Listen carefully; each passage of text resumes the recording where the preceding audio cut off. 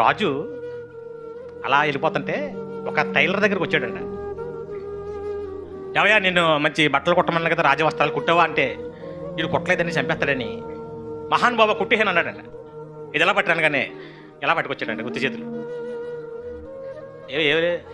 ఇది జ్ఞానులకి కనపడుతుంది, జ్ఞానం లేని వారు కనపడదాను కానీ ఇప్పుడు రాజుకి కనపడలేదంటే జ్ఞానం కనుకుంటాడని ఓకే ఇలాగిచ్చాను ఆ బట్టలు ఇప్పేసి తీసుకున్నాడు. అలా రాజమార్గంలో వెళ్ళిపోతున్నాడు. ప్రజలంతా చూస్తున్నారు. అలానే అనౌన్స్ చేశారు, రాజుగారు వేసుకున్న బట్టలు జ్ఞానులకి కనపడతాయి, జ్ఞానం లేని వారికి కనపడదు.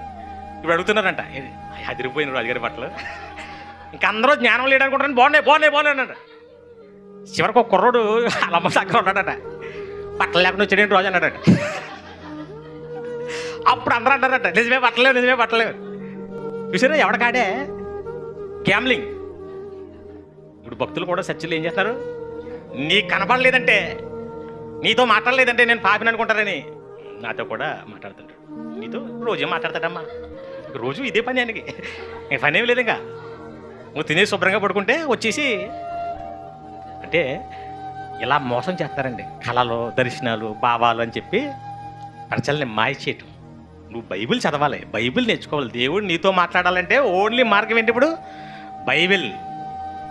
ఇది కాకుండా ఎవడు నాకు దోతొచ్చి చెప్పిందని నమ్మొద్దని చెప్పాడు. అది కూడా గలతీయులకు రాసిన పత్రిక 1వ అధ్యాయం 8వ వచనం.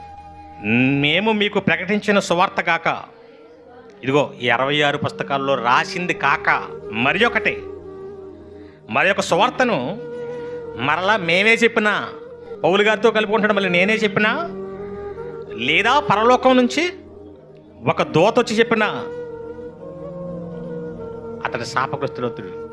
అంటే కంప్లీట్ అయిపోయింది. ఇంక మీరు ఇంకా మళ్ళీ దీనికి ఇంకా ఎక్స్ట్రా కలపకూడదు. ఇంకా మళ్ళీ నాకు ఏదో ఎవడో కళ వచ్చి చెప్పాడంటే ఎందుకు చెప్తాడు? ఇందులో లేనిదే చెప్పు. కాబట్టి ఈ కళలు, దర్శనాలు ఇవన్నీ చెప్పేవాళ్ళంతా ఎవరు? ఇప్పుడు మాయగాళ్ళు అన్నమాట. అప్పుడు ఉన్నారు, ఇప్పుడు ఉన్నారు. కాబట్టి కళలు నిజమవుతాయి.